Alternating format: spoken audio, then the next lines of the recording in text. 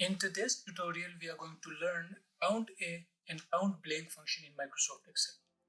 So starting with CountA, basically CountA function is used to count the number of cells in a specific range which are not blank, which are occupied, which have something written in it, either a text or a numeric value.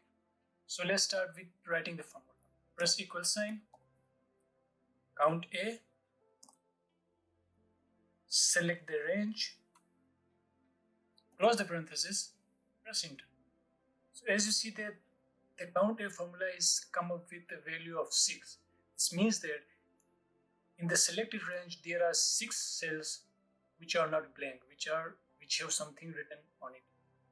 So 1, 2, 3, 4, 5, 6. We have 2 blank cells inside. So the second function is Countblank. Countblank function is used to count the blank cells. Used to count the cells which are blank in a specific range. So start writing the formula.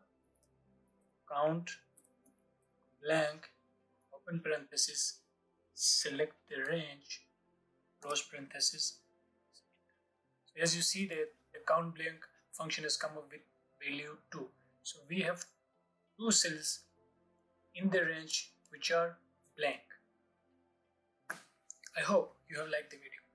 Give a big thumbs up if you like the video, subscribe and share. Thank you.